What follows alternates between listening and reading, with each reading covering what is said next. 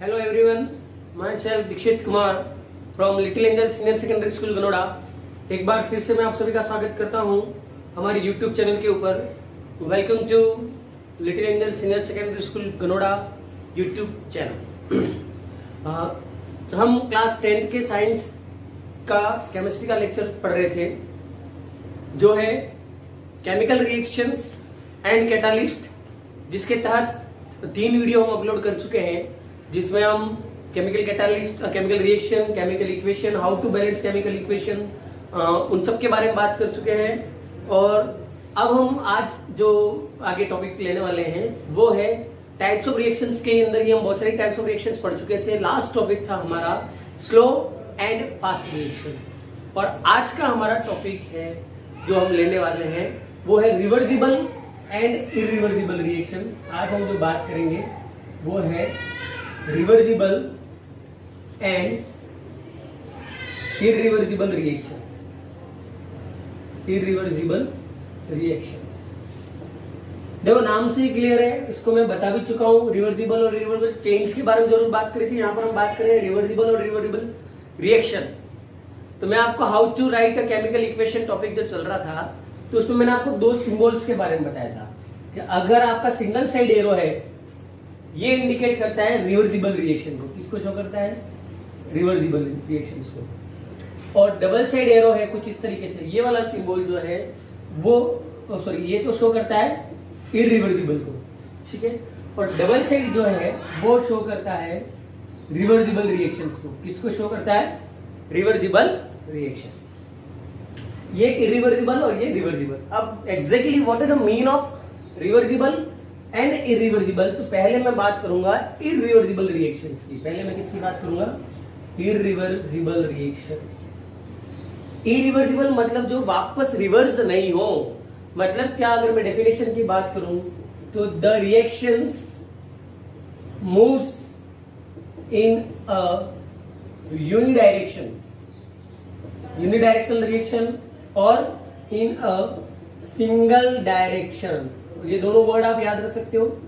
मतलब unidirectional reaction को हम इरिवर्सिबल रिएक्शन कहते हैं, या ऐसी रिएक्शन जो सिंगल डायरेक्शन में ही फ्लो करे, एक ही दिशा में जाए, एक ही डायरेक्शन में फ्लो करेंगी, उनको हम कहते हैं इरिवर्सिबल रिएक्शन। एग्जाम्पल मैं ये कहूं कि A+B की रिएक्शन है और C+D बनेगा। ये रिएक्शन इसी डायरेक्शन में जा सकती है, उल्टी डायरेक्शन में नहीं जाएगी, एक डायरेक्शन में जा रही है, इसीलिए इस रिएक्शन का नाम है इरिवर्सिबल रिएक्शन। अगर मैं इसके एग्जांपल्स की बात करूं तो इसके एग्जांपल्स आप ले सकते हैं CH4+O2। ये रिएक्शन, ये जो एग्जांपल मैं लिख रहा हूं याद रखेंगे सभी, ये एग्जांपल है burning of natural gas. Burning of natural gas CH4, इसको हम कहते हैं मेथेन। इसको हम क्या कहते हैं? मेथेन। मेथेन को हम नेचुरल गैस भी कहते हैं, मार्स गैस भी कहते हैं। इनकी रीजन में नेक्स्ट आगे जो चैप्टर में पढ़ेंगे उसमें जरूर बताऊंगा। तो burning of natural gas CH4 को हमको बर्न करना है, तो CH4 को आप बर्न करोगे तो क्या बनेगा? एक तो CO2 कार्बन डाइऑक्साइड गैस बनेगी, और साथ में प्रोडक्ट बनेगा H2O। आप इस रिएक्शन को इसी डायरेक्शन में ले जा सकते हो। H2 और CO2 की मदद से CH4 नहीं बना सकते। This is an example of irreversible reaction. ये किसका एग्जाम्पल है? इरिवर्सिबल। ऐसी रिएक्शन जो सिंगल डायरेक्शन में फ्लो करे। याद रखना, ये सीधा आता है एग्जाम में। Right the balanced chemical equation for the burning of natural gas. Natural gas को बर्न करने की बैलेंस्ड इक्वेशन लिखिए, क्या होगी? आपको तब पता होना चाहिए। नेचुरल गैस CH4, बर्निंग मतलब रिएक्शन किसके साथ? बार बार बोल चुका हूं मैं, बर्निंग आया रिएक्शन ऑक्सीजन के साथ। और जब भी कार्बन प्रोडक्ट जलता है तो कौन सी गैस बनती है? CO2, और साथ में प्रोडक्ट कौन सा बनेगा? H2O। तो ये थी आपकी रिवर्सिबल रिएक्शन। आगे हम बात करते हैं, इरिवर्सिबल की ये थी, आगे हम बात करेंगे रिवर्सिबल रिएक्शन। आगे हम बात करेंगे रिवर्सिबल रिएक्शंस। तो उसका उल्टा है इरिवर्सिबल का क्या? The reactions which can move in both directions। कौन कौन सी 2 direction? Both direction, forward and backward, are called reversible reaction, जो फॉरवर्ड डायरेक्शन में भी जा सकती है और बैकवर्ड डायरेक्शन में भी जा सकती है, दोनों दिशाओं में। एग्जाम्पल लेते हैं इसका, A प्लस बी, खास याद रखें सिंबल, ये double side arrow, C plus D, ये जो रिएक्शन है वो कौन सी कहलाएगी? Reversible reaction. इसके अंदर दो रिएक्शन हो रही है। पहली रिएक्शन तो कौन सी है? A plus B changes to C plus D, ये रिएक्शन आपकी कहलाएगी फॉरवर्ड रिएक्शन। ये कौन सी कहलाएगी? Forward reaction. मैंने कहा था दोनों डायरेक्शन में, तो ये फॉरवर्ड रिएक्शन। और सेकेंड रिएक्शन आपकी जो होगी वो है C प्लस डी से आप वापस A प्लस बी बना सकते हो, ये होगी आपकी बैकवर्ड रिएक्शन। ये कौन सी होगी? Backward reaction. तो किसे कहेंगे हम रिवर्सिबल रिएक्शंस? तो ऐसी reaction, the reactions which can move in both directions forward and backward are called reversible reactions. ऐसी रिएक्शंस जिनको हम forward as well as backward दोनों डायरेक्शंस में फ्लो कर सकते हैं, उनको हम कहते हैं reversible reaction. This is the sign of reversible. और जो फॉरवर्ड रिएक्शन एंड ये क्या है आपकी? बैकवर्ड। ये जो आगे की तरफ जा रहा है और ये जो पीछे की तरफ जा रहा है, तो दो रिएक्शंस की हमने बात करी। अब बात करते हैं इसका एग्जाम्पल। एग्जाम्पल में मैं यहां पर ले रहा हूं फॉर्मेशन ऑफ अमोनिया। एग्जाम्पल याद रखना कौन सा है? Formation of ammonia. Ammonia gas बनाने की प्रोसेस जो है वो रिवर्सिबल का एग्जाम्पल है। और फॉर्मेशन ऑफ अमोनिया बाय, इस प्रोसेस का नाम भी मैं बता रहा हूं, हेबर्स प्रोसेस। प्रोसेस का नाम क्या है? प्रोसेस का नाम याद रखेंगे, formation of ammonia bye Haber's process. Process कौन सी है अमोनिया बनाने वाली? हेबर्स प्रोसेस, जिसके अंदर आपने क्या किया? नाइट्रोजन ली। क्या ली? नाइट्रोजन। नाइट्रोजन की रिएक्शन आपने करा दी किसके साथ? हाइड्रोजन के साथ। क्या किया हेबर प्रोसेस में? आपने दोनों गैसें ली, N2 प्लस H2। और ड्यूरिंग दिस रिएक्शन, यहां पर साइन मैंने कौन सा लगाया? ये वाला, क्योंकि कौन सी रिएक्शन है? रिवर्सिबल। तो प्रोडक्ट क्या बनेगा? अमोनिया। अमोनिया का फॉर्मूला क्या है? NH3। क्या है? NH3। तो सबसे पहले नाइट्रोजन यहाँ 2 है, यहाँ नाइट्रोजन 1 है। बैलेंस करने के लिए आगे मैंने क्या जोड़ दिया? 2। तो ये N2, ये N2। अब हाइड्रोजन कितना हो गया मेरे पास? हाइड्रोजन 2 है और यहाँ हाइड्रोजन कितना है? 3 2 6। तो यहां पर मैं क्या करूंगा? 3 लगा दूंगा। तो ये मेरी balanced chemical equation Haber's process की। हो सकता है आपको सीधा पूछ ले, write down the balanced equation of Haber's process. Ammonia नहीं लिख रखा हो तो पता होना चाहिए N2 plus 3H2 forms 2NH3। This is an example of reversible reaction. ये बात होगी रिवर्सिबल रिएक्शंस की। तो ये जो अगला टाइप्स ऑफ रिएक्शन था हमारा रिवर्सिबल एंड इरिवर्सिबल, वो भी हमने पूरा कर लिया। And the last type of reaction is the most important, जो है ऑक्सीडेशन एंड रिडक्शन। ये अगला टॉपिक है हमारा, reaction of oxidation and reduction. दोनों अलग अलग रिएक्शन से ऑक्सीडेशन रिडक्शन, और इन दोनों को मिलाकर एक बनती है रेडॉक्स रिएक्शन। तो इन तीनों की हम बात करेंगे, लेकिन इनको अलग अलग तरीके से एक्सप्रेस कर सकते हैं। जैसे कि एग्जाम्पल के लिए मैं आपको बताऊं कि मेरा नाम दीक्षित कुमार है, क्लियर। अब हो सकता है मेरे फ्रेंड्स मुझे दिक नाम से बुलाए, हो सकता है मेरे फैमिली मेंबर्स मुझे किसी और नाम से बुलाए, हो सकता है मेरे स्कूल वाले मुझे किसी और नाम से बुलाए, हो सकता है मुझे मेरे समाज में किसी और के नाम से जाना जाता हूं, but finally I am Dikshit Kumar. मेरा तो है नाम कुमार दीक्षित।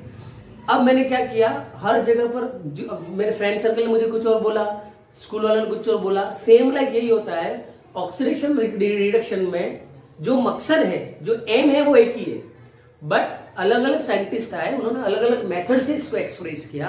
तो हमको कुल 4 प्रकार से इसको पढ़ना है। ऑक्सीडेशन रिडक्शन कितने प्रकार से पढ़ना है? 4 प्रकार से। लेकिन याद रखें, बिल्कुल भी लोड लेकर नहीं पढ़ना है। बहुत अच्छा टॉपिक है, यहाँ से क्वेश्चंस भी बनते हैं, और मैं आपको चारों पढ़ाने के बाद इन चारों को एक साथ वापस भी पढ़ाऊंगा। मजेदार बात क्या है, आपको चारों को अलग अलग भी पढ़ाऊंगा मैं। नहीं समझ में आता है, कुछ भी टेंशन नहीं लेनी है चारों को अलग अलग पढ़ने के बाद, कारण कि ये चारों पढ़ा देने के बाद मैं आपको बहुत शॉर्ट तरीका बताऊंगा चारों के एक साथ इजी वे में, जिससे आपको अच्छे से समझ में आ जाएगा। तो आइए हम स्टार्ट करते हैं ऑक्सीडेशन एंड रिडक्शन। और next topic is oxidation and reduction. तो स्टार्ट करते हैं हम ऑक्सीडेशन एंड रिडक्शन को। तो सबसे पहला, मैंने पहले ही कहना 4 अलग अलग तरीके से पढ़ेंगे। तो सबसे पहला जो हमको पढ़ना है, on the basis of addition and removal of oxygen. पहला आपको ये बेस रखना है, जैसे मैं ये कहूं कि मुझे क्लास के 2 हिस्से करने हैं और जेंडर के आधार पर करने हैं, बॉयज अलग गर्ल्स अलग, पहला तरीका। दूसरा तरीका कि करने तो सेक्शन ही है क्लास के, पर मैं चाह रहा हूं परसेंटेज के आधार पर हो जाए, बिलो 70 अलग, अबव 70 अलग। तो तरीका मैंने बदल दिया। तो यहां पर आप जो ऑक्सीडेशन रिडक्शन को डिफाइन करोगे वो किसके आधार पर करोगे? Addition and removal of oxygen. तो इसके आधार पर व्हाट इज ऑक्सीडेशन? अगर मैं बात करूं व्हाट इज ऑक्सीडेशन, ऑक्सीडेशन क्या है? तो ऑक्सीडेशन क्या है? तो ऑक्सीडेशन मतलब आप, कल मैंने आपको बताया था हाइड्रोजिनेशन, क्या बताया था याद करिए? Hydrogenation addition of hydrogen. Hydrogenation का मतलब क्या बताया था? Addition of hydrogen. तो ऑब्वियसली ये तो नाम से क्लियर है, ऑक्सीजन को कंपेयर करके बताना है। तो ऑक्सीडेशन एडिशन ऑफ ऑक्सीजन। क्या लिखेंगे? The reaction in which addition of oxygen takes place, addition of oxygen takes place during the reaction is called oxidation, is called oxidation. जिसमें क्या हो? ऑक्सीजन ऐड हो, जिसमें क्या हो? ऑक्सीजन ऐड हो, उसको हम कहते हैं ऑक्सीडेशन। अब इसका एग्जांपल अपन लेकर देखते हैं। तो एग्जांपल इसका ले, ऑक्सीजन ऐड होता हुआ आपको दिखना चाहिए, सीधा सा एग्जांपल इसका। तो एग्जांपल आप ले लीजिए, सल्फर की रिएक्शन आपने करा दी ऑक्सीजन के साथ। एग्जांपल आपने कौन सा लिया? सल्फर की रिएक्शन करा दी आपने ऑक्सीजन के साथ। सल्फर की रिएक्शन ऑक्सीजन के साथ हुई, आपका प्रोडक्ट बन गया यहां पर क्या? SO2। क्या बना? SO2। तो देखो यहां पर सल्फर अकेला था, यहां पर सल्फर के साथ ऑक्सीजन जुड़ गया। यहां सल्फर अकेला था, यहां पर आकर सल्फर के साथ ऑक्सीजन जुड़ गया। तो क्या हुआ? Addition of oxygen. क्या हुआ? Addition of oxygen. And we know that addition of oxygen is what? Oxidation. Simple सा कंसेप्ट है। कल एक और रिएक्शन मैंने बताई आपको, क्या? Mg+O2। फटाफट कमेंट सेक्शन में लिखिए कौन सी रिएक्शन है ये। कमेंट सेक्शन में अपने नाम के साथ नोट करिए कौन सी रिएक्शन है। कल मैं बता चुका हूं, बर्निंग ऑफ मैग्नीशियम रिबन। याद करिए, कल मैंने बताया था कौन सी है? Burning of magnesium ribbon. क्या हुआ? बन जाएगा यहां पर MgO। क्या बना? MgO। यहां पर सिर्फ Mg था, यहां MgO। क्या हुआ? Addition of oxygen. ये भी क्या कहलाएगा? ऑक्सीडेशन। क्या कहलाएगा? Oxidation. These are the examples of oxidation, जिसमें क्या हो रहा है? Addition of oxygen. और हमेशा याद रखना, जितने भी प्रकार पढ़ेंगे उसमें रिडक्शन जो होगा वो हमेशा ऑक्सीडेशन का उल्टा होगा। तो अब हम लेते हैं रिडक्शन, इसकी बात करेंगे रिडक्शन की। तो अब हम बात करेंगे रिडक्शन की।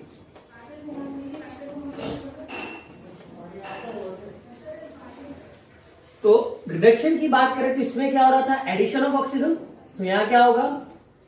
ऑब्वियसली क्लियर है, रिमूवल ऑफ ऑक्सीजन। क्या होगा? Removal of oxygen. तो क्या बोलेंगे अपन? The reaction in which removal of oxygen takes place, in which removal of oxygen takes place during the reaction. Oxygen बाहर निकलता हुआ दिखना चाहिए, उसको हम क्या कहेंगे? रिडक्शन। एग्जांपल से मैं समझाता हूं। कल मैंने आपको एक एग्जांपल बताया था डिसोसिएशन रिएक्शन में। डिसोसिएशन में 3 पढ़े थे अपन ने, थर्मल। और थर्मल में मैंने आपको एग्जांपल बताया था कि हमने क्या लिया था? KClO3। क्या लिया था? Potassium chloride. और इसमें क्या बन गया था? KCl+O2। हमने लिया था KClO3, यहां पर क्या बन गया था? KCl+O2। ये रिएक्शन में कल आपको बता चुका हूं। अब हमको इसको समझना है।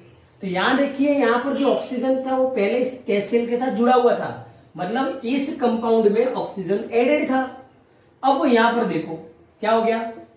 ऑक्सीजन बाहर निकला कि नहीं निकला? खुद दिमाग दौड़ाइए। यहां ऑक्सीजन इसके साथ जुड़ा हुआ था, यहां पर आकर ऑक्सीजन इससे बाहर निकल गया। इसको हम कहते हैं रिमूवल ऑफ ऑक्सीजन। क्या कहते हैं? Removal of oxygen. और रिमूवल ऑफ ऑक्सीजन लिखता है, सीधा पता पड़ जाती है कौन सी रिएक्शन होगी? Reduction reaction. कौन सी होगी? Reduction reaction. दूसरा देखिए आप MgO, दूसरा कौन सा देखिए MgO। MgO नेक्स्ट एग्जाम्पल है अपना, तो MgO टूटेगा किसमें Mg प्लस O2। यहां पर देखिए अब मैग्नीशियम के साथ ऑक्सीजन जुड़ा हुआ है और यहां पर मैग्नीशियम से ऑक्सीजन बाहर निकल गया है। यहां पर ऑक्सीजन एडिड था, यहां पर ऑक्सीजन निकला, प्रोसेस क्या हुई रिमूवल ऑफ ऑक्सीजन, और रिमूवल ऑफ ऑक्सीजन के कारण ये रिएक्शन कौन सी कहलाएगी रिडक्शन रिएक्शन। रिएक्शन कौन सी है रिडक्शन रिएक्शन, ठीक है। तो इसके पहले हमने बात करी थी ऑक्सीडेशन की, तो अभी हमने तो पहला तरीका पढ़ा। पहला तरीका हमारा कौन सा था on the basis of addition and removal of oxygen. इसके आधार पर ऑक्सीडेशन रिडक्शन में क्या डिफरेंस है, तो आपको इन शॉर्ट अब मैंने इसलिए कहा था कि सारा हो जाएगा उसके बाद मैं चारों को एक साथ बताऊंगा।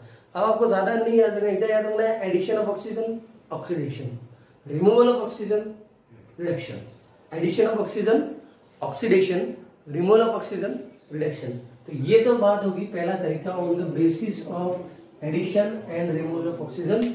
अब हम पढ़ेंगे आगे नेक्स्ट तरीका कि हम कैसे ऑक्सीडेशन रिडक्शन को डिफाइन कर सकते हैं। सेकेंड हम बात करेंगे on the basis of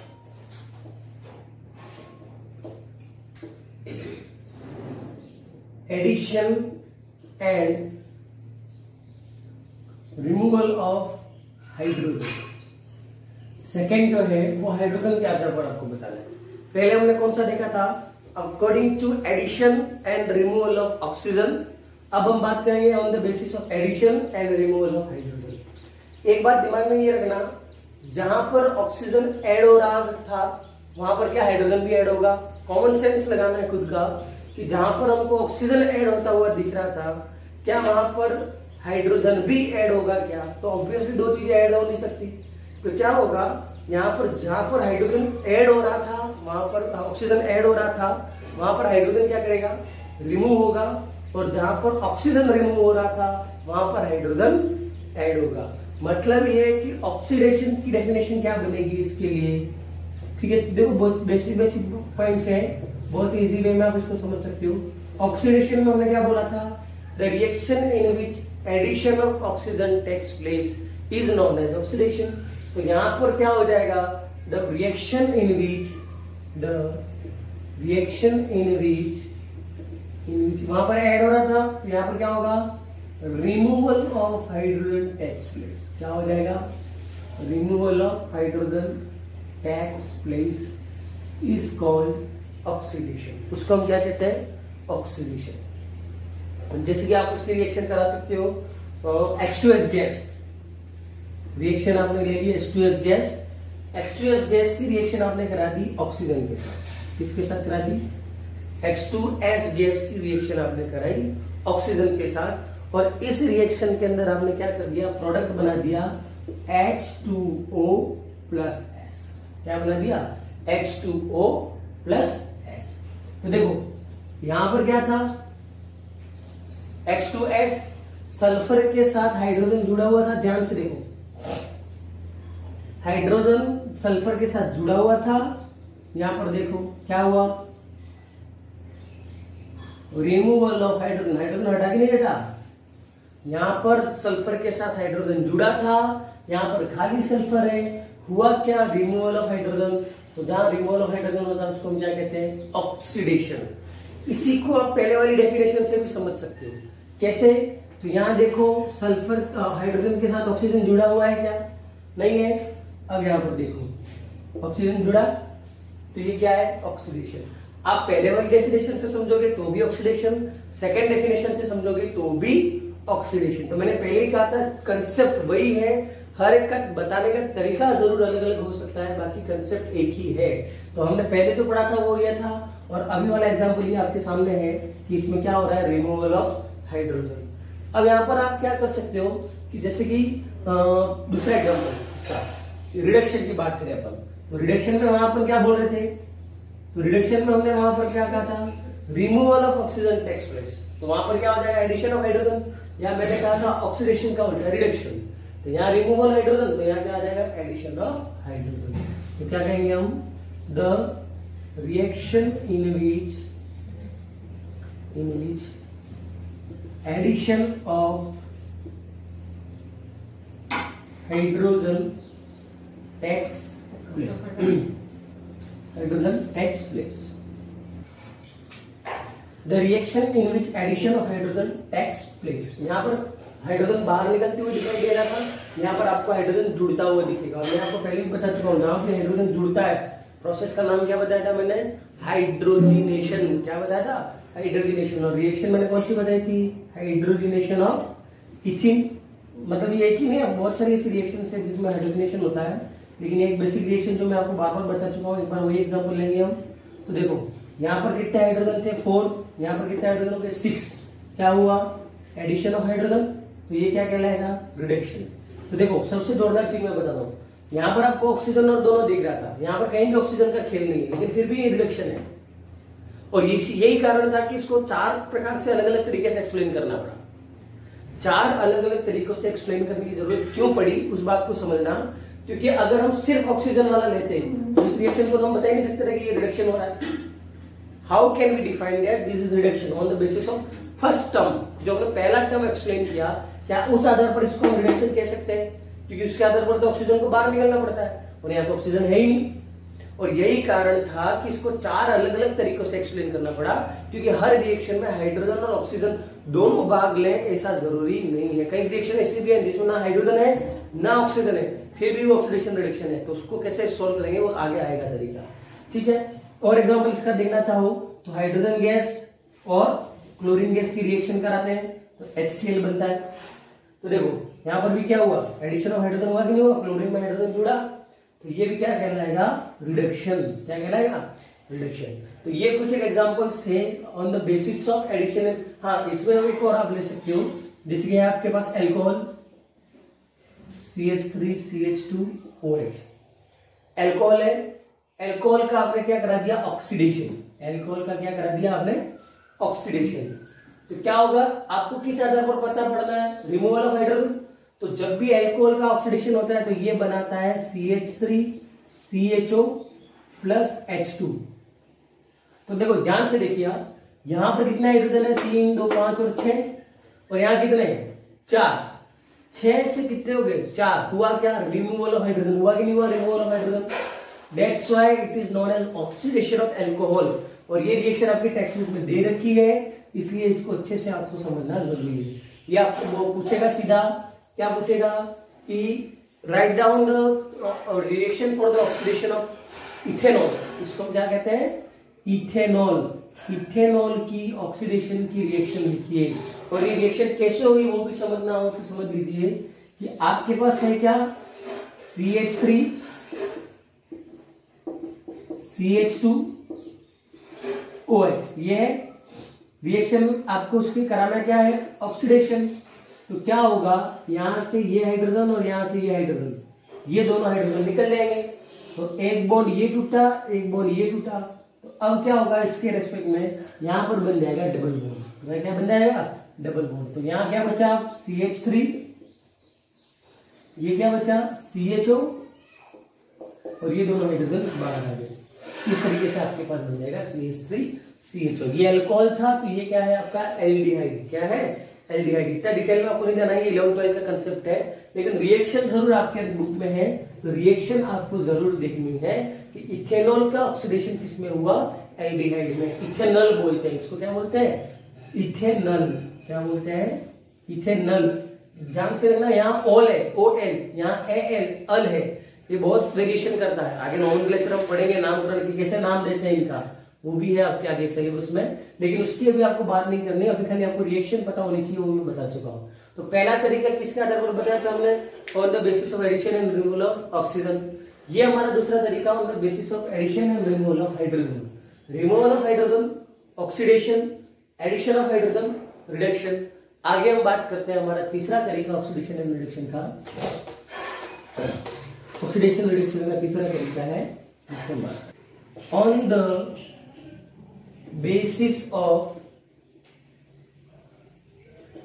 addition and removal of electropositive element। On the basis of addition and removal of electropositive element. इसकी बात करनी है हम आपको इलेक्ट्रोपॉजिटिव। अब इलेक्ट्रोपॉजिटिव और इलेक्ट्रोनेगेटिव का मतलब पहले समझ लेना। मतलब ऐसे एलिमेंट जिनके ऊपर क्या चार्ज है, प्लस चार्ज, जैसे कि Na plus K plus Mg plus 2 Al plus 3। Generally ये चार आपको याद रखना। जनरली ऐसे बहुत सारे जितने भी मेटल्स हैं ये भी याद रख देना, प्रॉपर्टी आगे आएगी आपकी। Metals are electropositive. इसमें और याद रख सकते हो आप Fe प्लस 2 Fe प्लस 3। जितने भी मेटल्स हैं वो क्या है, electropositive. And all the non metals are electronegative. ये सब क्या है, इलेक्ट्रो नेगेटिव। नेगेटिव मतलब Cl minus, F minus, Br minus, O2 minus. ये जिनके ऊपर माइनस चार्ज है वो सब इलेक्ट्रो नेगेटिव, जिनके ऊपर प्लस चार्ज है वो इलेक्ट्रो पॉजिटिव। तो अब ध्यान से समझना, इलेक्ट्रो पॉजिटिव की बात करें तो क्या कहलाएगा, ठीक है। तो अगर मैं ऑक्सीडेशन की बात करूं इलेक्ट्रोपॉजिटिव के आधार पर, ऑक्सीडेशन तो क्या होगा, तो ऑक्सीडेशन कहेंगे हम the reaction in which removal of electropositive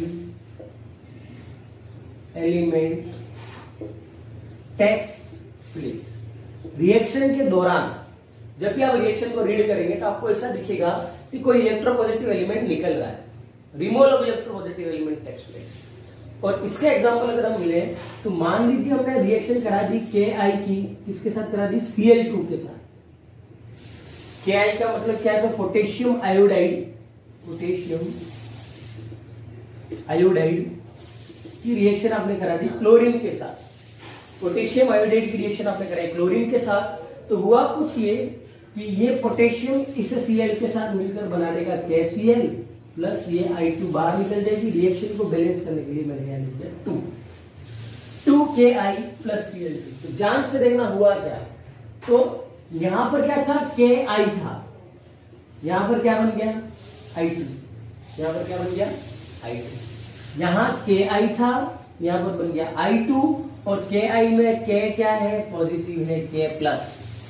तो यहाँ K जुड़ा हुआ था, यहाँ पर आने के बाद K क्या हो गया, रिमूव हो गया। तो यहाँ क्या हुआ, रिमूवल ऑफ इलेक्ट्रोपॉजिटिव एलिमेंट्स। लेकिन सबसे मजेदार बात क्या, आपके दिमाग में ये क्वेश्चन आ रहा होगा कि सर इसको क्यों, अगर हम इसको देखें तो इसके अंदर तो K जुड़ गया, इसके अंदर K रिमूव हुआ तो इसके अंदर K जुड़ा भी।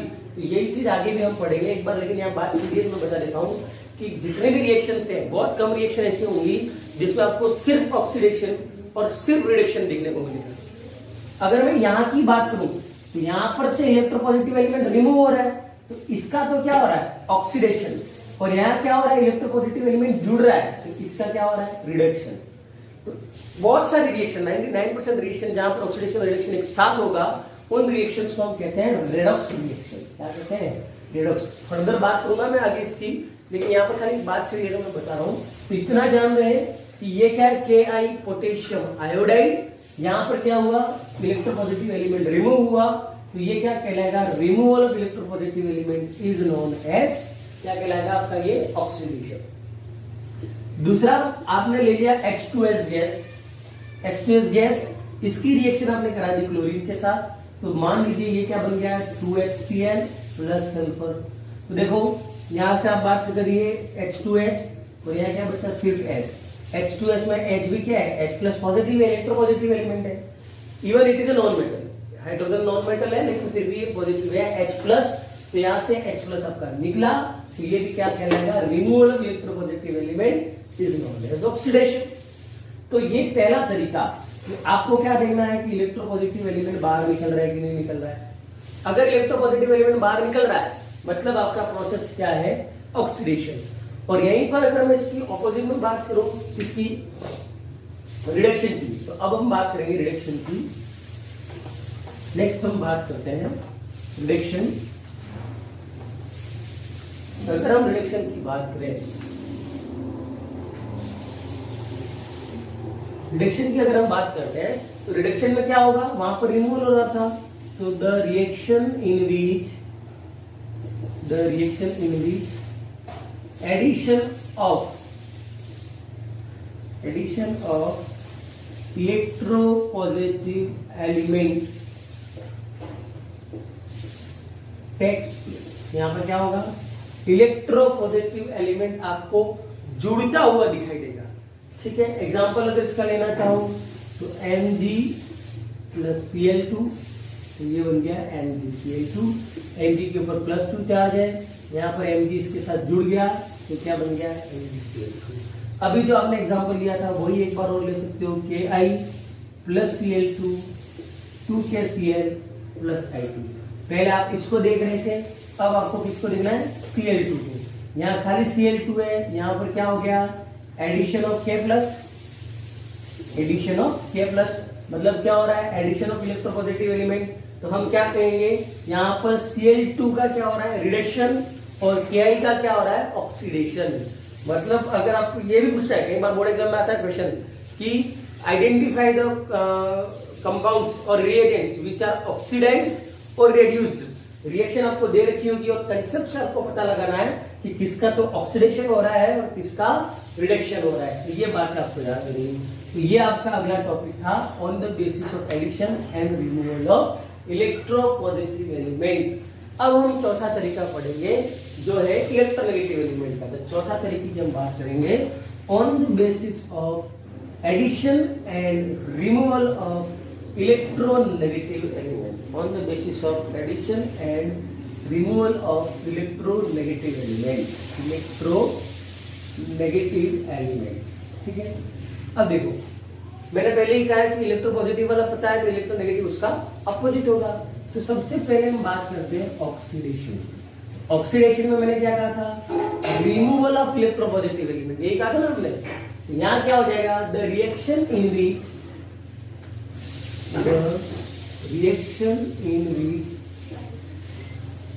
एडिशन ऑफ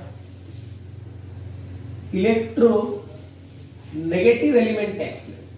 आपको क्या दिखेगा, इलेक्ट्रोनेगेटिव एलिमेंट जुड़ता हुआ दिखाई देगा। और इलेक्ट्रोनेगेटिव कौन सा, तो जिसके ऊपर नेगेटिव चार्ज हो।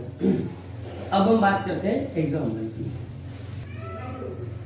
तो आपको देखना है कि इलेक्ट्रोनेगेटिव एलिमेंट जुड़ता हुआ दिखाई देना चाहिए। इसका एग्जाम्पल ले लो वापस एक बार, जो भी आपने पहले लिया था Mg प्लस Cl2। तो पहले आपने इसको ध्यान रखते हुए देखा था कि ये इसमें जुड़ रहा है। अब मैं इसको ध्यान देखते हुए ये बोलूंगा कि Cl2 जुड़ रहा है तो मैग्नीशियम का क्या हो रहा है, तो मैग्नीशियम का ऑक्सीडेशन हो रहा है। अगर Cl2 के रेस्पेक्ट में बोले तो याद करिए मैंने क्या कहा था, एडिशन ऑफ इलेक्ट्रोपॉजिटिव एलिमेंट। अगर Mg इसमें जुड़ा तो Cl2 का क्या हुआ, रिडक्शन हुआ, और इसका रिडक्शन हो रहा तो ऑब्वियसली इसका क्या होगा, ऑक्सीडेशन होगा। तो इसकी डेफिनेशन इसके टर्म में कहेंगे तो एडिशन ऑफ इलेक्ट्रोनेगेटिव, Cl के ऊपर माइनस चार्ज होता है। अगर यूं कहूं मैं तो Mg का क्या हो गया, Mg का हो गया ऑक्सीडेशन। आप दूसरा एग्जांपल ले लीजिए, सल्फर का ऑक्सीडेशन कराना है आपको। तो ऑक्सीजन क्या है, इलेक्ट्रोनेगेटिव एलिमेंट है। आपको ऑक्सीजन, एडिशन ऑफ ऑक्सीजन से भी सीधा पता पड़ता है। वरना ये ले लीजिए तो ये क्या हो गया, SO2, तो ऑक्सीडेशन हो गया। तो ऐसी रिएक्शन जिसमें इलेक्ट्रोनेगेटिव एलिमेंट जुड़ेगा वो क्या कहलाएगा, ऑक्सीडेशन। और सेकेंड अगर हम बात करें किसकी, रिडक्शन की, सेकेंड अगर हम बात करें रिडक्शन तो क्या कहलाएगा, reduction the reaction in which removal of electronegative element, the reaction in which removal of electronegative element. आपको इलेक्ट्रोनेगेटिव एलिमेंट बाहर निकलता हुआ दिखाई देगा।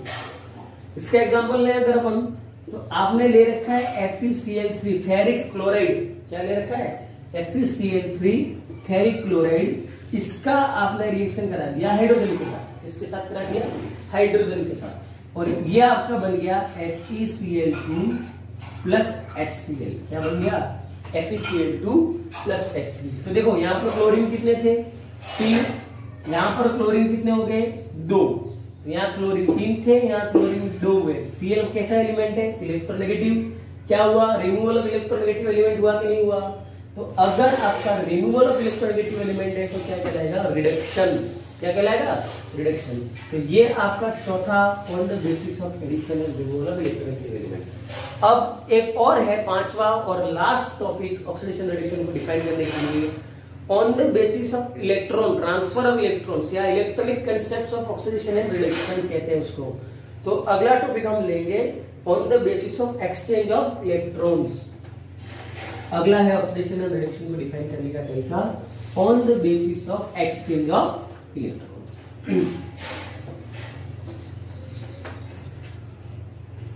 Exchange of electrons on the basis of exchange of electrons. Electrons का एक्सचेंज, लेन then. अब exchange of electrons के आधार पर आपको क्या बताना है? बताना ऑक्सीडेशन और एक बताना है रिडक्शन। देखो ये बहुत अलग चीज है, इसलिए मैं सीधा बता रहा हूं। ऑक्सीडेशन का मतलब आपको बताना है एनी स्पीसीज, और वो स्पीसीज क्या हो सकती है? It may be ion atom, ion और molecule that lose electrons, the loss of, अब शॉर्ट में याद रखना है क्या? loss of electrons, oxidation, और any species that gains electrons। मान लो किसी रिएक्शन के दौरान आपको यूं दिख रहा है कि कोई इलेक्ट्रॉन दे रहा है, लॉस ऑफ इलेक्ट्रॉन्स या donor of electrons is known as oxidation. और किसी रिएक्शन के अंदर आपको दिख रहा है कि इलेक्ट्रॉन्स गेन हो रहा है, इलेक्ट्रॉन ले रहा है वो, तो वो क्या कहलाएगा? रिडक्शन। अब एग्जांपल लेते हैं। आप सबको पता होगा सोडियम Na, Na का एटॉमिक नंबर कितना होता है? 11। Na का एटॉमिक नंबर कितना है? 11। और एटॉमिक नंबर हमको क्या बताता है कि Na के अंदर क्या है? 11 प्रोटॉन्स और 11 क्या होंगे? इलेक्ट्रॉन्स। जितना पॉजिटिव चार्ज उतना ही नेगेटिव चार्ज। तो Na के ऊपर कोई चार्ज नहीं रखा है क्योंकि ये न्यूट्रल है। +11 -11 तो 0 न्यूट्रल। लेकिन मैं ये कहूं कि इस Na ने एक इलेक्ट्रॉन बाहर निकाल दिया। इस Na ने क्या किया? एक इलेक्ट्रॉन बाहर निकाल दिया।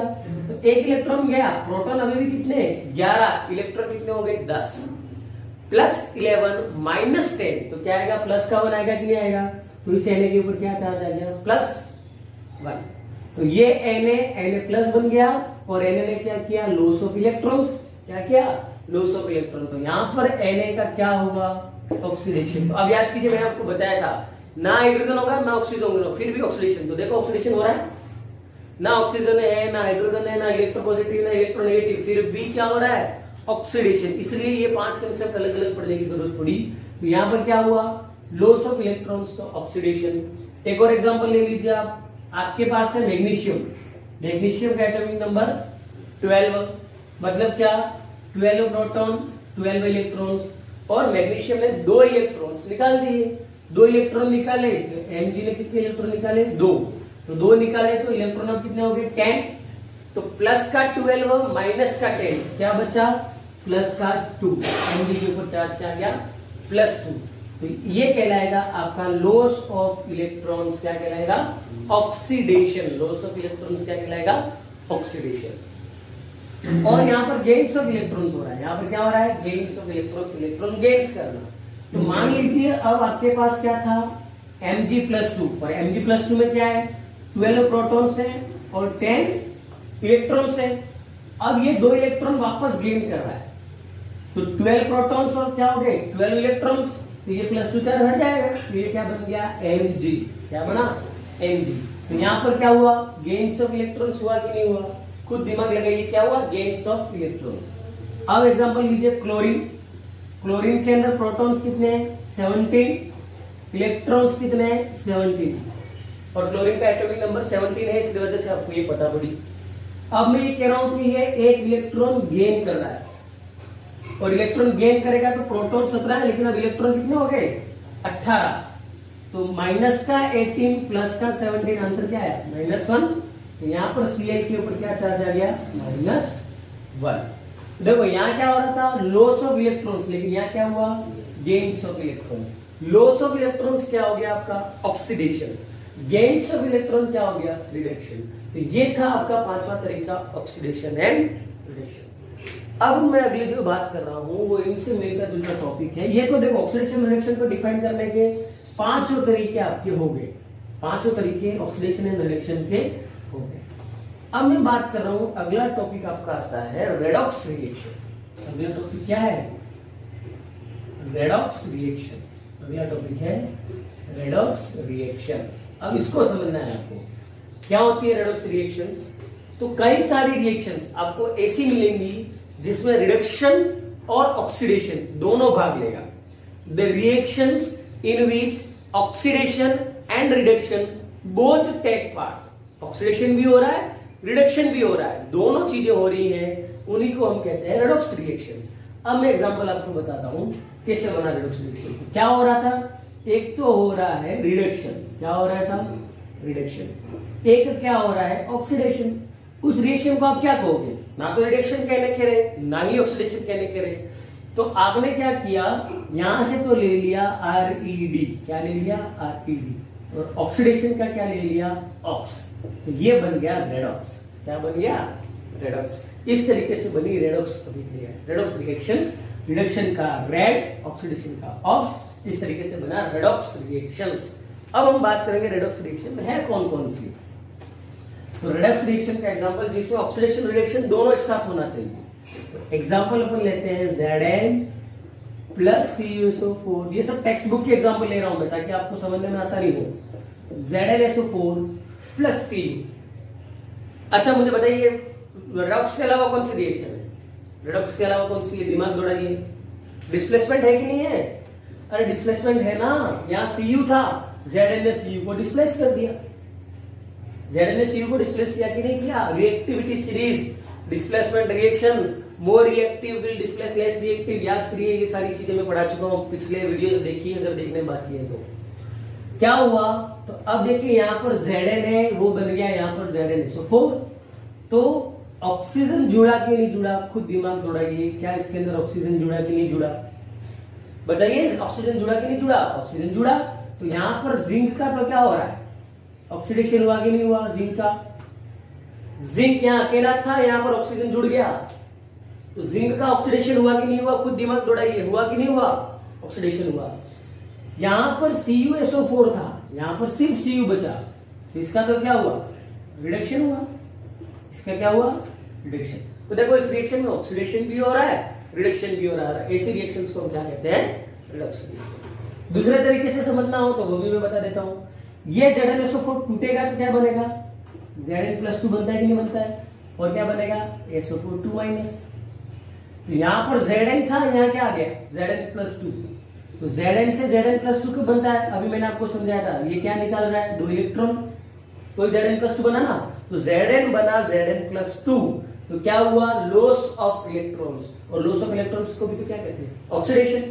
इसलिए तो मैंने कहा था जिंक को किसी भी तरीके से समझो आप, लॉस ऑफ इलेक्ट्रॉन से भी ऑक्सीडेशन, एडिशन ऑफ ऑक्सीजन से भी ऑक्सीडेशन। और ये क्या है आपका? इलेक्ट्रोनेगेटिव पार्ट है कि नहीं है? दिमाग दौड़ाइए, इलेक्ट्रोनेगेटिव पार्ट है कि नहीं?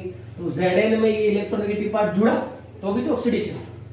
किसी भी तरीके से समझिए, ये है ऑक्सीडेशन और नीचे वाला क्या है? रिडक्शन। नीचे वाले को भी समझ सकते हो। ये यहां पर क्या था? Cu+2 SO4 2-। तो Cu+2 2 इलेक्ट्रॉन गेन करेगा तभी तो Cu बनेगा कि नहीं बनेगा? तो इसने क्या किया? गेन्स ऑफ इलेक्ट्रॉन्स, और गेन्स ऑफ इलेक्ट्रॉन्स क्या है? रिडक्शन। तो ये रिएक्शन से आपकी कौन सी? Redox reaction. एक और एग्जांपल बुक में इसका दे रखा है, वो आपको खुद सॉल्व करने की कोशिश करनी है। नहीं होगा तो आप मुझे बताएंगे। अब मैंने आपको कहा था कि मैं ये पढ़ाने के बाद आपको क्लास में फिर से समझा दूंगा इन शॉर्ट। तो अब आपको क्या करना है? जितना भी हमने पढ़ा है ना उसका सार बनाते हैं। तो आपको पढ़ना क्या था कि साहब ऑक्सीडेशन क्या है और रिडक्शन क्या है। 2 चीजें पढ़नी थी। What is oxidation, what is reduction. तो ऑक्सीडेशन हम किसे कहेंगे? तो मैं देखो शुरुआत कहां से करनी है, तो ये वर्ड तो आपको हाइड्रोजनेशन से भी क्लियर हो जाएगा। Hydrogenation, addition of hydrogen, oxidation, addition of oxygen, इतना याद रखना है। ये बात दिमाग में रखना है। क्या याद रखना है? एडिशन ऑफ ऑक्सीजन, बस, बाकी ज्यादा याद नहीं रखना है। वो यहां लिख दो। क्या लिखा आपने? Addition of oxygen. ठीक है। और मैंने पहले ही कहा था reduction is oppose to oxidation या रिवर्स टू ऑक्सीडेशन। तो यहां पर ऑक्सीजन ऐड हो रहा है तो रिडक्शन में क्या होगा? Removal of oxygen. क्या होगा? Removal of oxygen. ये पहला कंसेप्ट अपना। Addition of oxygen, removal. ये टेबल आपको बना देनी है, ये टेबल ही याद रखनी है आपको, बाकी रामायण नहीं करनी है। टेबल में बता रहा हूं, वो खाली उससे काम हो जाएगा आपका। अब याद करिए सेकेंड अपना हाइड्रोजन लिया था, तो मैंने क्या कहा कि यहाँ ऑक्सीजन ऐड हो रहा है तो ऑब्वियसली हाइड्रोजन ऐड तो होगा नहीं, तो क्या होगा, रिमूवल ऑफ हाइड्रोजन। क्या होगा, रिमूवल ऑफ हाइड्रोजन। हाइड्रोजन यहाँ रिमूव हो रहा है तो यहाँ क्या हो जाएगा, एडिशन ऑफ हाइड्रोजन। बताइए मुझे याद रखना पड़ रहा है क्या, आपको याद रखने की जरूरत है क्या? तो याद तो रखना ही नहीं पड़ रहा है आपको, मैंने पहले कहा था इतना याद रखना, उससे तो बाकी सब मैं बता रहा हूं कैसे होगा।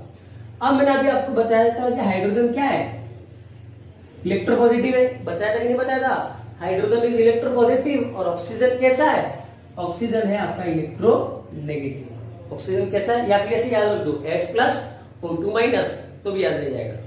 तो तीसरा तरीका आपने क्या पढ़ा था, अब हाइड्रोजन को हम क्या बोल सकते हैं, इलेक्ट्रोपॉजिटिव बोल सकते हैं कि नहीं बोल सकते हैं? तो अब मैं हाइड्रोजन की जगह क्या लिख दूं, इलेक्ट्रोपॉजिटिव, बाकी तो एज इट इज रहने दो, ठीक है। हाइड्रोजन कैसे नेचर में, इलेक्ट्रोपॉजिटिव, तो ये क्या बन जाएगा अगली डेफिनेशन हमारी, removal of electropositive element, removal of electropositive element. और यहां पर इलेक्ट्रोपॉजिटिव एलिमेंट रिमूव हो रहा है तो क्या होगा, एडिशन ऑफ इलेक्ट्रोपॉजिटिव एलिमेंट। सही है गलत है, बात आ रही है समझ में? हाइड्रोजन इलेक्ट्रोपॉजिटिव है तो हाइड्रोजन जहां ऐड हो रहा है उसको हम इलेक्ट्रोपॉजिटिव भी कह सकते हैं, नहीं कह सकते हाइड्रोजन को। अब अगला देखिए, ऑक्सीजन क्या इलेक्ट्रोनेगेटिव, तो एडिशन ऑफ इलेक्ट्रोनेगेटिव एलिमेंट। तो यहां क्या कह देंगे हम, addition of electronegative element, addition of electronegative element. Fourth point, यहां पर अगर हम बात करें यहाँ एडिशन ऑफ इलेक्ट्रोनेगेटिव एलिमेंट, तो यहाँ क्या हो जाएगा, रिमूवल ऑफ इलेक्ट्रोनेगेटिव एलिमेंट। यहाँ क्या हो जाएगा, रिमूवल ऑफ इलेक्ट्रोनेगेटिव एलिमेंट। हो गए 4। मैंने पहले कहा था रट्टा नहीं मारना है, मैं बताऊंगा समझते जाएंगे और अपने आप हो जाएगा, आपको जरा भी कोशिश नहीं करनी रट्टा मारने की। और 5वां पॉइंट, ऑक्सीडेशन। तो ऑक्सीडेशन मैंने क्या कहा था, लॉस ऑफ इलेक्ट्रॉन्स। ऑक्सीडेशन क्या है, लॉस ऑफ इलेक्ट्रॉन्स। और रिडक्शन क्या हो जाएगा, उसका उल्टा, गेन्स ऑफ इलेक्ट्रॉन्स। तो हो गए 5 तरीके, यही तो 5 मैंने आपको पढ़ा है ऑक्सीडेशन रिडक्शन के लिए। तो ये टेबल आप लोग अपने अपनी नोटबुक में बना लीजिए, जिससे आपका काम हो जाएगा। तो हम आगे बढ़ते हैं हमारे नेक्स्ट टॉपिक की तरफ। तो ये हमारा कंप्लीट हुआ। अब हम आगे बढ़ते हैं हमारा नेक्स्ट टॉपिक, जिसका नाम है न्यूट्रलाइजेशन रिएक्शन, जो मैं आपको इसके पहले चैप्टर में अच्छे से पढ़ा चुका हूं, लेकिन फिर भी थोड़ी बहुत बात फटाफट में एक बार इसकी बता देता हूं। न्यूट्रलाइजेशन रिएक्शन में आपको अच्छे से बता चुका हूं।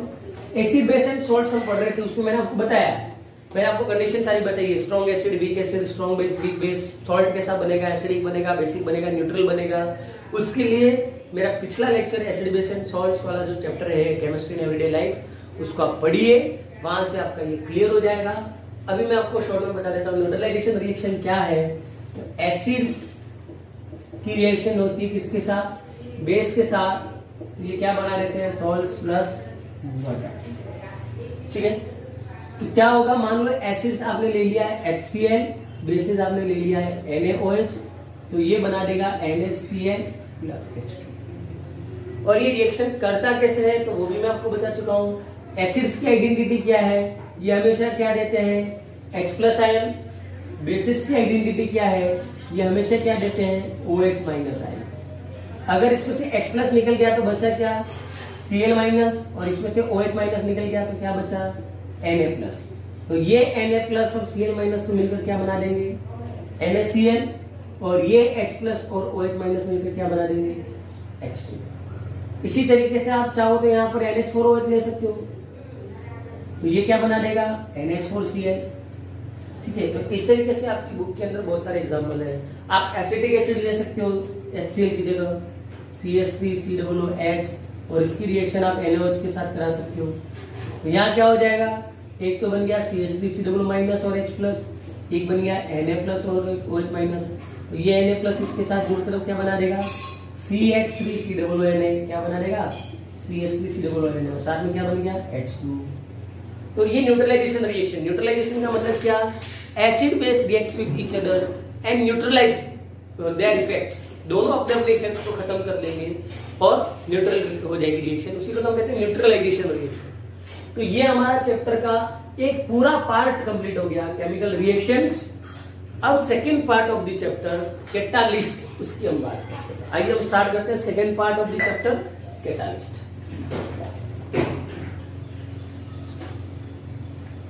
कैटालिस्ट एक बार रिंग कर देते हैं अपन। कैटालिस्ट की हमको बात करनी है, कैटालिस्ट क्या है उसके लिए मैं पहले कुछ और बात बता रहा हूं, वो समझना है। हमने पढ़ी थी दो रिएक्शंस, एक तो पढ़ी थी स्लो रिएक्शंस और एक हमने पढ़ी थी फास्ट रिएक्शंस। पढ़ी थी स्लो रिएक्शंस में मैंने आपको कहा था कई रिएक्शंस ऐसी हैं जिनको कंप्लीट होने में दिन, महीने, हफ्ते, सालों लग सकते हैं। कई रिएक्शन ऐसी है जो एक सेकेंड से भी कम का समय लेती है, दोनों रिएक्शंस है। लेकिन अब मैं ये कहूं कि मान लो कोई साइंटिस्ट है और उस साइंटिस्ट को रिएक्शन क्या हो रही है वो रीड करना है, स्टडी करना चाह रहा है रिएक्शन को। कोई साइंटिस्ट है वो रिएक्शन को स्टडी करना चाह रहा है और रिएक्शन एक है जो बहुत स्लो हो रही है, तो क्या वो एक साल तक टेस्ट ट्यूब के सामने बैठा रहेगा क्या रिएक्शन को स्टडी करने के लिए? एक साल तक टेस्ट ट्यूब के सामने बैठ सकता है क्या, मुझे बताइए। और एक दूसरी कंडीशन ले लीजिए, एक सेकंड में रिएक्शन हो गई तो अब इसको कैसे स्टडी करेगा? दोनों केस में वो नहीं कर पा रहा है। तो उसने ये सोचा कि क्यों ना कोई ऐसा तरीका ढूंढा जाए जिससे ये जो रिएक्शन सालों में हो रही है वो या तो मिनटों में या घंटों में हो जाए। बट एक बात और याद रखना, ऐसा भी नहीं है कि सालों में होने वाली रिएक्शन को आप कितना कम कर सकते हो। रेयरेस्ट केसेस में बहुत कम कर करके आप उसको महीनों में ला सकते हैं, दिनों में ला सकते हो, घंटों में तो नहीं ला सकते, मिनटों में नहीं ला सकते हो। तो ऐसी रिएक्शन जो पॉसिबल हो वो भी ध्यान रखना। ऐसा नहीं कि आप सालों वाली रिएक्शन को बहुत कम से और बहुत स्लो है उसको भी नहीं कर सकते। तो उसको थोड़ा सा फास्ट कर दिया, स्लो कर दिया जाए, और जो रिएक्शन बहुत फास्ट हो रही थी उसको किसी की मदद से स्लो कर दिया जाए। मतलब दोनों केस में हम किसकी बात कर रहे हैं? तो स्लो और फास्ट दोनों क्या है? रेट। स्लो और फास्ट दोनों क्या है? रेट। मतलब कैटालिस्ट का संबंध किससे है? Rate of chemical reaction. Catalyst का संबंध किससे है? Rate of chemical reaction. तो उन्होंने ये सोचा कि हम कोई बाहर से ऐसा कोई पदार्थ लाएं, सब्सटेंस ढूंढे और उसको उसके अंदर डालें। मतलब ये कि एग्जांपल के लिए आप देख लीजिए, मैं आपको बताता हूं कि मान लीजिए इंडिया ऑस्ट्रेलिया का मैच है, ठीक है। अब इंडिया ऑस्ट्रेलिया का मैच है और सचिन तेंदुलकर बैटिंग कर रहा है और सब ऑस्ट्रेलिया वालों को ये पता है कि पूरा ऑस्ट्रेलिया जो है गेंदबाज, उससे सचिन को कोई मतलब नहीं, वो सब कुछ धो सकता है। लेकिन मान लीजिए कि ऑस्ट्रेलिया को ये पता पड़ जाए कि ब्रेटली की गेंद से सचिन को डर है, सचिन बहुत तेज खेल रहा है, बहुत फास्ट खेल रहा है। उनको ये पता है कि ब्रेटली को अगर हम यूज करें तो सचिन उससे डरता है, तो हम उसकी रन रेट को कम कर सकते हैं, उसकी गति को कम कर सकते हैं, उसको आउट भी कर सकते हैं। तो उन्होंने क्या कर दिया? ब्रेटली को लगा दिया, जो रन रेट सचिन की थी उस पर उसने क्या कर दी? ब्रेक लगा दी। बात आ गई समझ में? तो अब हमें ऐसी चीज का सिलेक्शन करना है, जिसकी ऑस्ट्रेलिया ने किसका सिलेक्शन किया? ब्रेटली का किया। तो हमें भी ऐसी चीज का सिलेक्शन करना है जो पर्टिकुलर उस चीज को रोक पाए। समझ आ रहा है? जैसे मुझे लोहे के ऊपर जंग लग रही है, तो लोहे की जंग लगने की प्रोसेस को रोकना है, तो मुझे ऐसी चीज ढूंढनी है जो उसको रोक सके। तो ऐसी चीजें ढूंढनी है और उसी को हम कहते हैं कैटालिस्ट। क्या कहते हैं? कैटालिस्ट। तो कैटालिस्ट एग्जैक्टली तो क्या है? Catalyst are the substance. Catalyst क्या है?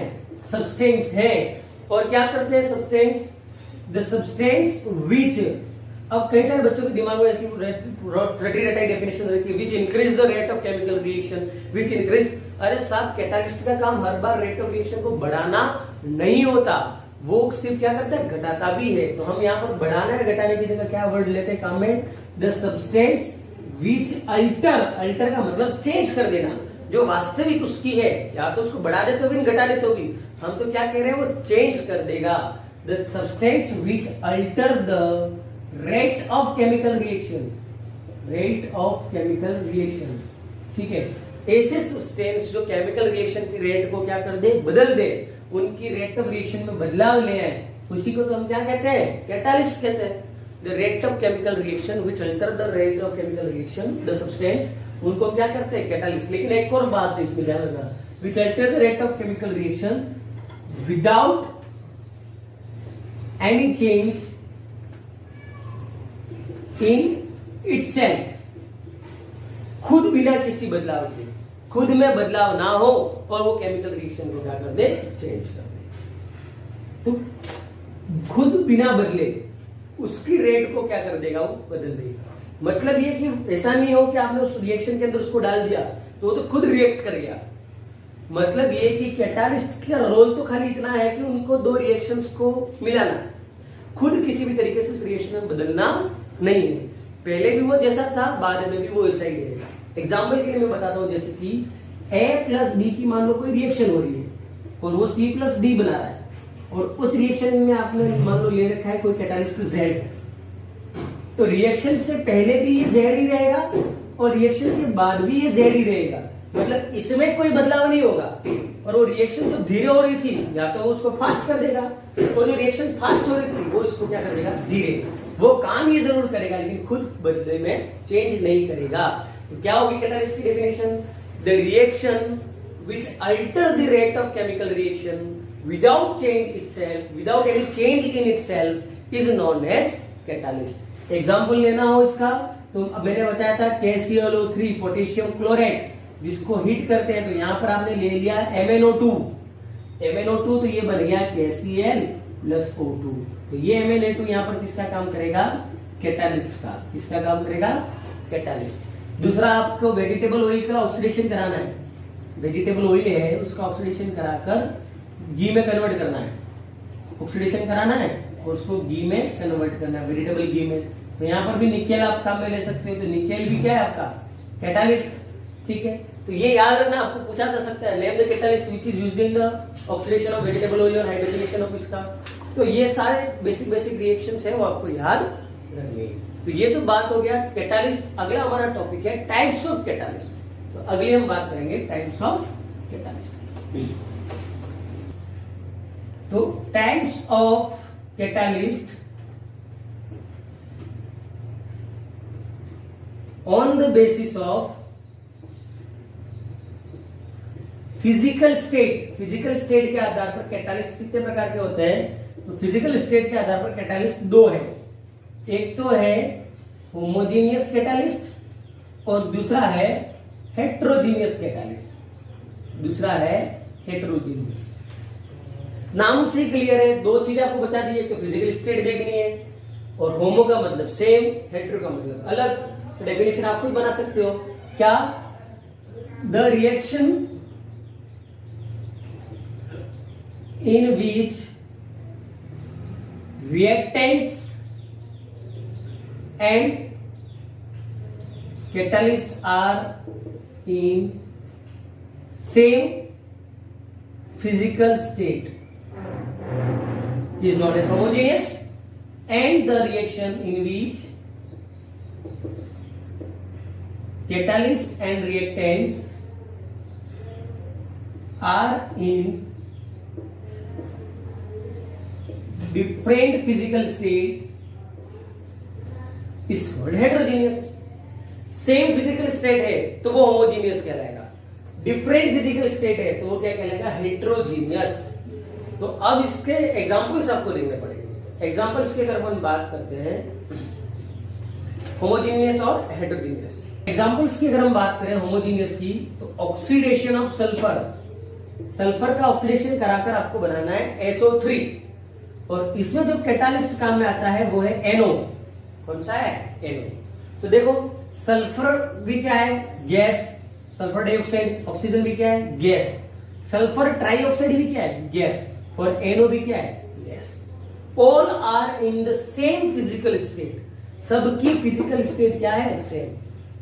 तो ये क्या कहलाएगा, होमोजीनियस कैटालिसिस। क्या कहलाएगा, होमोजीनियस कैटालिसिस। होमोजीनियस कैटालिसिस या होमोजीनियस प्रोसेस। अब हेट्रोजीनियस फिर क्लियर है कि अलग होना चाहिए। तो एग्जांपल हैबर्स प्रोसेस ले लीजिए। कौन सी हैबर्स प्रोसेस, तो मैं आपको बता चुका हूं, formation of ammonia, nitrogen gas, hydrogen gas, ये गैस। लेकिन यहाँ पर जो कैटालिस्ट हम लेते हैं वो कौन सा है, सॉलिड। कैटालिस्ट जो लेते हैं वो कौन सा है, सॉलिड। तो एक भी अलग हुआ तो तो हेट्रोजीनियस हो जाएगा, सारे सेम तो होमोजीनियस। तो क्या डिफरेंस है होमोजीनियस हेट्रोजीनियस में, ऐसी रिएक्शन जिसमें reactants, catalyst and products same physical states में होगा तो होमोजीनियस, एक की भी फिजिकल स्टेट अलग होगी तो हेटेरोजीनियस। ऐसा जरूरी नहीं हाँ कैटालिस्ट की अलग हो सकता है इनमें से भी किसी की अलग हो सकती है, वो क्या कहलाएगा, हेटेरोजीनियस। तो अगर कैटालिस्ट की फिजिकल स्टेट इनके बराबर है तो ये होमोजीनियस कैटालिस्ट, और अगर कैटालिस्ट की फिजिकल स्टेट इनसे अलग है तो क्या कहलाएगा, हेटेरोजीनियस कैटालिस्ट। तो नेक्स्ट हम बात करते हैं आगे, ये तो types of catalyst on the basis of physical state. अगला हम बात करेंगे types of catalyst on the basis of action. Types of catalyst कि ये काम क्या करते हैं उसके आधार पर हम बात करेंगे। Types of catalyst on the types of catalyst on the basis of action. Action के आधार पर कैटालिस्ट टोटल 4 तरीके के, कितने तरीके के हैं, 4। एक तो है पॉजिटिव कैटालिस्ट, दूसरा है नेगेटिव कैटालिस्ट, तीसरा है ऑटो कैटालिस्ट और चौथा है बायो कैटालिस्ट। 4 प्रकार के कैटालिस्ट एक्शन के आधार पर हैं। तो सबसे पहले तो हम बात करेंगे पॉजिटिव कैटालिस्ट। देखो ये सारी डेफिनेशन केमिस्ट्री में एक चीज और अच्छी है कि आपको नाम से क्लियर हो जाता है। पॉजिटिव मतलब कुछ अच्छा ही काम हो रहा होगा, और अच्छा काम क्या होगा, कैटालिस्ट अच्छा क्या कर सकता है, रेट की रिएक्शन को बढ़ा दे। तो क्या होगा, the catalyst which increase the rate of chemical reaction is called positive catalyst, is called positive catalyst। जो रेट ऑफ रिएक्शन को क्या कर दे, बढ़ा दे, उनको हम क्या कहते हैं, पॉजिटिव कैटालिस्ट। एग्जांपल आप लेना चाहो तो पोटेशियम क्लोराइड वाला ले लो, 2KClO3 MnO2 KCl + O2। Sulphur dioxide वाला ले लो, ये भी क्या करता है, रेट ऑफ रिएक्शन को बढ़ाता है। तो ये दोनों कैटालिस्ट क्या हो गए, पॉजिटिव कैटालिस्ट, जो क्या कर रहे हैं, रेट ऑफ रिएक्शन को बढ़ा रहे हैं। देखो बोर्ड एग्जाम में डिफरेंस आता है, differentiate between homogeneous heterogeneous catalyst, तो उसमें एग्जांपल आपको बताना ही होता है। एग्जांपल इसमें आपको बताना ही है, इसलिए आपको एग्जांपल पता होने चाहिए। वहां एग्जांपल लिखा हो नहीं लिखा हो, you have to write examples, तो ही तो आंसर अट्रैक्टिव होगा। इसलिए मैं एक एक एग्जांपल जो यहाँ पर बता रहा हूँ, वो एग्जांपल्स आपको अच्छे से समझ में आने चाहिए, और वो एग्जांपल आपको बोर्ड एग्जाम में भी बताना है। तो ये तो बात होगी किसकी, पॉजिटिव कैटालिस्ट। अगला जो हम बात करेंगे वो है नेगेटिव कैटालिस्ट। तो पॉजिटिव कैटालिस्ट क्या कर रहा था, रेट ऑफ केमिकल रिएक्शन को बढ़ा रहा है, तो नेगेटिव कैटालिस्ट इसका उल्टा होगा, क्या करेगा, रेट ऑफ केमिकल रिएक्शन को घटा देगा। तो ये क्या है, नेगेटिव कैटालिस्ट। नेगेटिव कैटालिस्ट क्या करेगा, the catalyst which decrease the rate of chemical reaction, decrease the rate of chemical reaction. अब केमिकल रिएक्शन को घटाना है, अच्छा ये घटाना जरूरी है क्या, तो मैं आपको बता चुका हूं, कोई रिएक्शन बहुत फास्ट हो रही है तो उसकी रेट ऑफ केमिकल रिएक्शन को घटाना पड़ेगा, और नुकसान भी होता है कई सारा। तो इसमें जो टेक्स्ट बुक में आपका एग्जांपल दे रखा है वो नुकसान वाला है। नुकसान वाला क्या, कि आपने नाम सुन रखा होगा हाइड्रोजन पेरोक्साइड H2O2। तो ये क्या करता है, सनलाइट की प्रेजेंस में टूट जाता है H2O और O2 में, इसमें टूट जाता है H2O और O2 में टूट जाता है। तो उसको बैलेंस करने के लिए मैंने यहाँ 2 कर दिया और यहाँ भी 2 कर दिया, ये बैलेंस हो गया। ध्यान से समझना, H2O2 को हम कहते हैं हाइड्रोजन पेरोक्साइड। क्या कहते हैं, हाइड्रोजन पेरोक्साइड। नहीं देखा हो तो मैं बता देता हूं आपको, जब भी आपको चोट लगती है तो उसको डिसइंफेक्ट करने के लिए एक लिक्विड वाटर कलर का वाटरी सब्सटेंस होता है, कलरलेस वाटर की तरह आता है, उसको डालता है डॉक्टर, जिसकी वजह से आपको जहां चोट लगी हो वहां झाग बनते हैं, झाग जैसा बनता है और ठंडा ठंडा हो जाता है।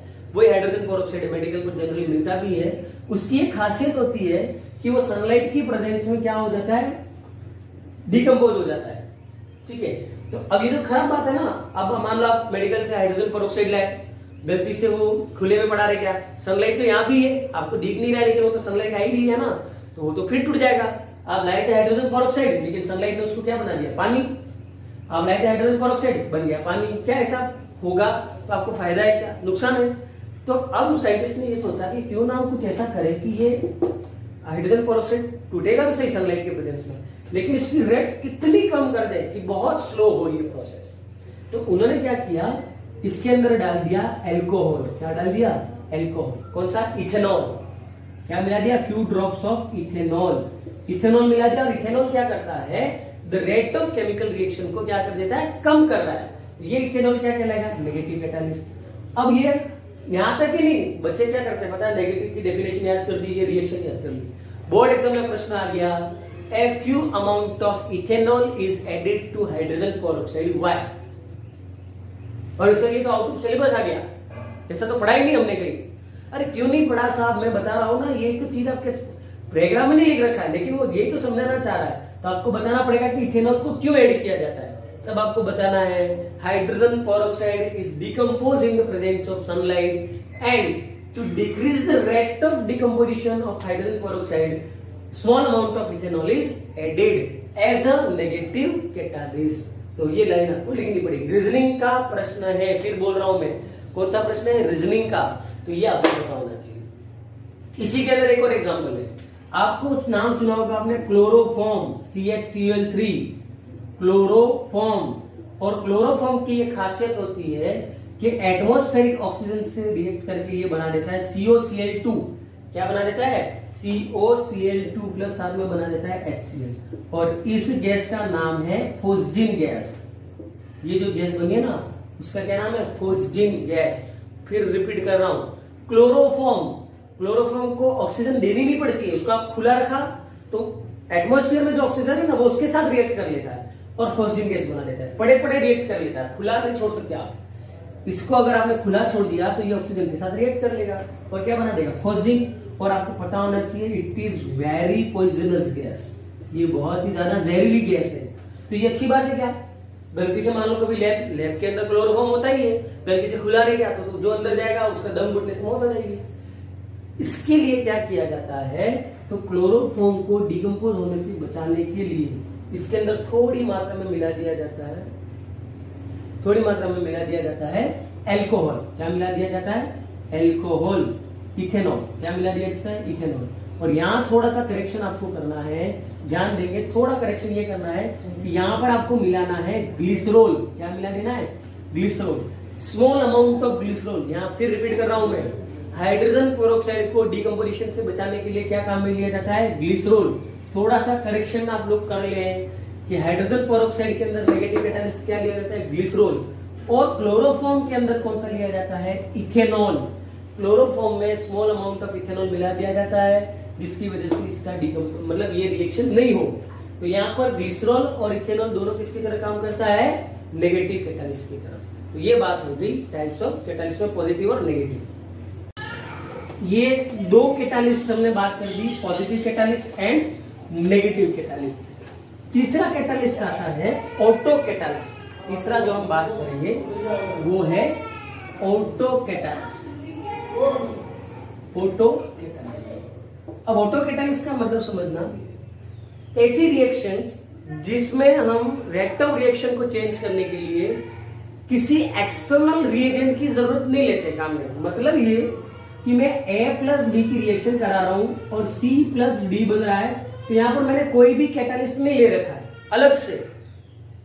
क्या होगा इसमें, जब इस रिएक्शन में शुरुआत में तो ये बना ही नहीं है, सिर्फ यही है। जैसे ही धीरे धीरे ये बनना स्टार्ट होगा तो इसके अंदर से कोई एक आध प्रोडक्ट ऐसा होगा जो खुद किसकी तरह काम करेगा, कैटालिस्ट की तरह।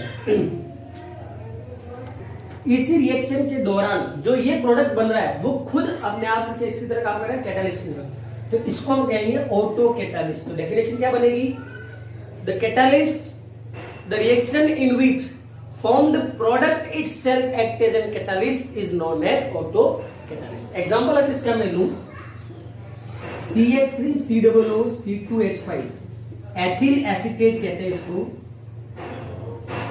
Ethyl acetate. इसका हाइड्रोलाइसिस कराएं, अगर अपन एथिल एसीटेट का हाइड्रोलाइसिस कराएं तो आप क्या देखोगे पता है, शुरुआत में रिएक्शन बहुत धीरे धीरे हो रही है, बहुत धीरे धीरे।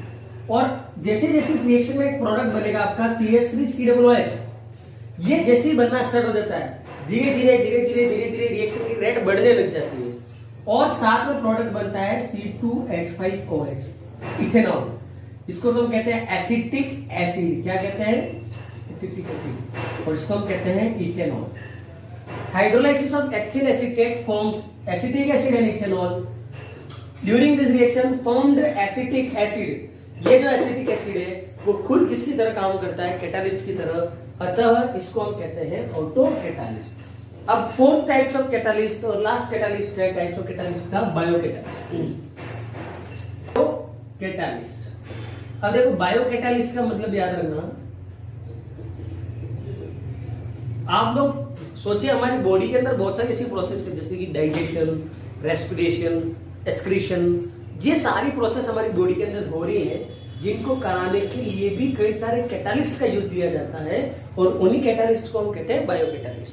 और क्या कह सकते हैं इनको, the substance which is used to perform, the substance used in biochemical reactions are known as biocatalyst. इनको हम क्या कहते हैं, बायोकैटालिस्ट। और इनका एक और नाम भी है, इनको हम जनरली कहते हैं एंजाइम्स, जो आप सेकेंड चैप्टर में इसको अच्छे से पढ़ोगे। एंजाइम्स, कौन कौन से एंजाइम हमारी बॉडी के अंदर होते हैं, सेकेंड चैप्टर विजय सर पढ़ा रहे हैं, ह्यूमन सिस्टम, उसके अंदर ये एंजाइम्स बहुत सारे आएंगे, पेप्सिन है, मुकस है, ग्लाइकोजन है, इस तरीके से बहुत सारे ऐसे अलग अलग एंजाइम्स आपके रेस्पॉन्सिबल होंगे, इनकी आप बात करोगे। बायोकैटालिस्ट का काम आपको समझ में आ चुका, क्या करता है ये, तो हमारे बॉडी के अंदर कई सारे ऐसे बायोकेमिकल रिएक्शंस होती हैं, उनकी रेट को चेंज करने का काम करते हैं, उन कैटालिस्ट को कहते हैं बायोकैटालिस्ट। आमतौर पर इनको एंजाइम्स कहते हैं, सीधी डेफिनेशन आती है वाटर एंजाइम्स। तो enzymes are nitrogenous substance, organic substance which increase और alter the rate of biochemical reactions are known as biocatalyst, और इनको कहते हैं एंजाइम्स। इनके एग्जांपल लेना हो तो जैसे कि हमारे बॉडी के अंदर बनता है यूरिया, NH2CO NH2, इसका हाइड्रोलाइसिस कराते हैं तो ये बन जाता है NH3। क्या बन जाता है, NH3। यूरिया कन्वर्ट हो जाता है अमोनिया में, और उसके लिए जो रेस्पॉन्सिबल एंजाइम है वो है यूरियस। क्या नाम है, यूरियस। ये नाम याद होना चाहिए, आपको पूछेगा name the enzyme which converts urea to ammonia. Urea को अमोनिया में बदलने के लिए कौन सा एंजाइम है, तो यूरियस, ये याद रखना। अगला है माल्टोज को ग्लूकोज में बदलने के लिए, माल्टोज को ग्लूकोज में बदलने के लिए, तो याद रखें कौन सा है, तो माल्टेज। कौन सा, माल्टेज। ये दो एग्जाम्पल आपकी टेक्स्ट बुक में दे रखे हैं, तो दोनों आपको अच्छे से पता होने चाहिए। तो ये तो बात होगी चारों types of catalyst, bio catalyst, auto catalyst, positive catalyst और नेगेटिव कैटालिस्ट। अगला हमारे पास है topic catalyst promoter and catalyst poison. अगला है catalyst promoter and catalyst poison. ये most important, difference the following, define the following या डिफरेंशिएट के बीच में प्रश्न आता है, इंपोर्टेंट है, स्टार लगाया मैंने। सबसे पहला प्रमोटर, प्रमोट करना मतलब बढ़ावा देना, पॉइजन का मतलब कुछ ना कुछ कम करने से। बच्चे गलती कहां करके सुनना, कैटालिस्ट प्रमोटर नाम सुनते लिखा है definition, the substance which increase the rate of chemical reaction is known as catalyst promoter. अब मुझे बताइए अगर ये कैटालिस्ट प्रमोटर है तो पॉजिटिव कैटालिस्ट क्या है, आपने जो डेफिनेशन बोली वो तो पॉजिटिव कैटालिस्ट है। तो दिमाग में एक बात ये याद रखना कि कैटालिस्ट प्रमोटर और कैटालिस्ट पॉइजन रिएक्शन में कोई भी बदलाव नहीं करते हैं, सीधा रिएक्शन के ऊपर असर नहीं करते हैं। ये तो किसके पास जाते हैं, कैटालिस्ट के पास जाते हैं, ठीक है। तो कैटालिस्ट प्रमोटर किसे कहेंगे, the substance which activate the activity of catalyst, ठीक है। एग्जाम्पल के लिए मैं ये बता रहा हूं कि कैटालिस्ट अपना काम कर रहा है पर वो इतना तेज गति से नहीं कर रहा है जितना करना चाहिए। तो आपने किसी को ऐसे व्यक्ति को भेजा, जैसे कि एग्जाम्पल के लिए मान लीजिए आपको बी नाम का कोई व्यक्ति है, इससे कुछ काम करवाना है, वो काम कराने के लिए आपने कैटालिस्ट के रूप में ले लिया है ए को। किसको लिया, ए को। लेकिन ये ए अपना काम बहुत आराम से कर रहा है और आपको ये पता है कि यहाँ पर कोई सी है जो ए का अच्छा भाई है, ए का अच्छा मित्र है, ऐसे अच्छी बनती है। तो आपने क्या किया, सी को भेजा। अब ये सी सीधा बी के पास नहीं जाएगा, सी तो किसके पास जाएगा, ए के पास जाएगा, और ए को ये कहेगा यार क्या कर रहा है, फटाफट कर बी का काम। तो इसने क्या किया, कैटालिस्ट को एक्टिवेट किया कि बी का काम फटाफट करो। तो प्रमोटर किसे कहेंगे, the substance which are mixed with catalyst. जो कैटालिस्ट के साथ मिलाए जाते हैं और कैटालिस्ट की एक्टिविटी को बढ़ाने के लिए, उनको हम क्या कहते हैं, कैटालिस्ट प्रमोटर। और पॉइजन क्या होगा, ये भी तो चालू था वीडियो नहीं। The catalyst which decrease the activity of reaction by mix with catalyst is known as catalyst poison. जो कैटालिस्ट के साथ मिलकर उसकी एक्टिविटी को घटा देते हैं, उनको हम क्या कहते हैं, कैटालिस्ट पॉइजन।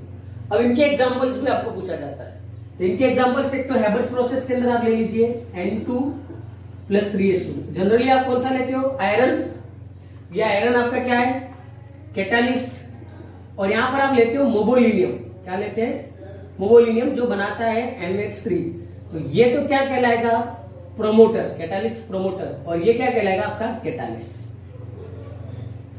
ऐसे हाइड्रोजनेशन में आप निकेल के साथ कॉपर डालते हैं, कॉपर क्या कहलाएगा, कैटालिस्ट प्रोमोटर का काम। वैसे न वैसे अगर पॉइजन का काम, पॉइजन की बात करें तो CO गैस एग्जांपल आपका दे रखा है टेक्स्ट बुक में, CO गैस कैटालिस्ट पॉइजन का काम करेगी। तो ये टॉपिक था आपका catalyst promoter and catalyst poison.